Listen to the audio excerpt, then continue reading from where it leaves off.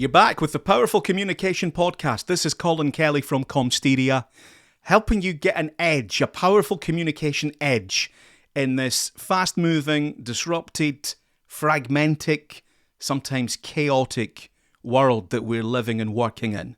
I hope things are good with you. Our business is 14 years old, and I know that because I registered it with Companies House while our eldest son played at my feet on a mat when he was about 2 or 3 weeks old. And he celebrated his 14th birthday just a few weeks ago. Now, I don't know if you've got teenagers in your own family, maybe you're interested in this yourself, but he is big into these trading card games. So things like Yu-Gi-Oh! There's another one he does called Magic the Gathering. And it all kind of came from Pokemon, which he still likes as well. I saw McKenna Grace at the Oscars on Sunday night with Pokemon cards in her pocket.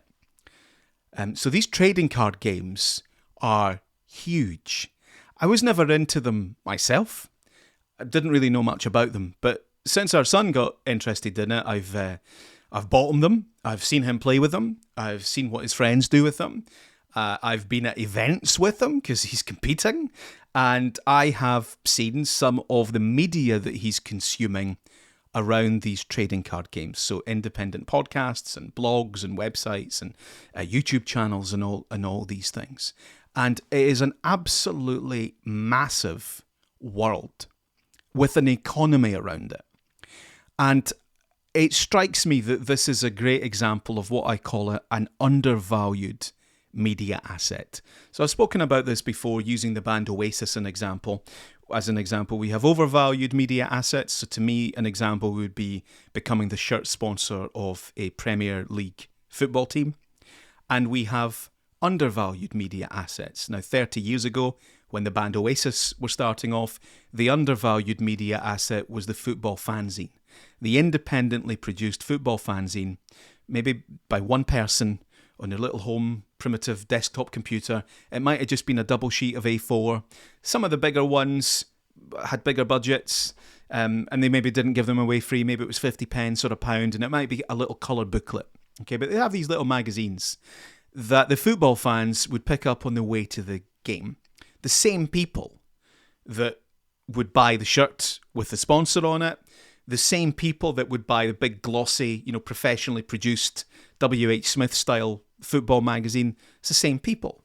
But the football fanzine was an undervalued media asset because the people producing it weren't really interested or didn't understand the value of what they were creating.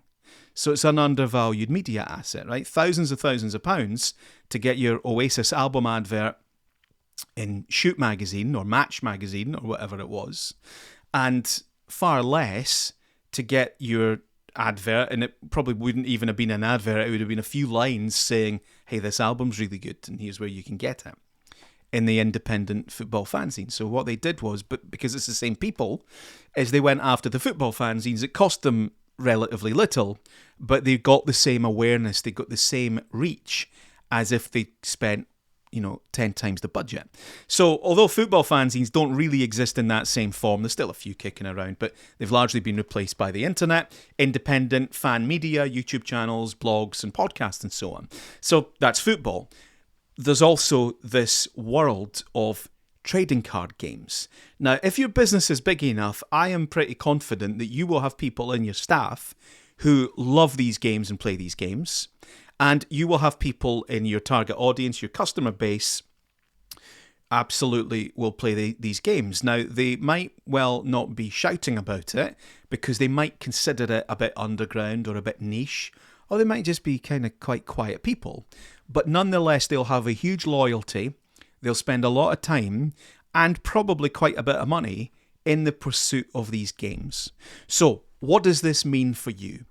Well, if you're looking for awareness for your brand with an undervalued media asset that's going to reach some of the people that watch Hollywood movies, professional football, that have well-paying jobs, that spend a lot of money, that drive cars, that buy houses, that decorate these houses, people that go on holiday, I'm telling you that all these people play these games because I've seen it.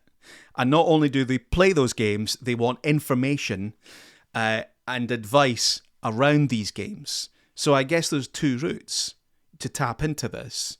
You either see the content around this as an undervalued media asset and you go and sponsor it, or if you have physical premises or you have staff, then you utilize it and you say, wow, great, we've got someone working for us that understands this world.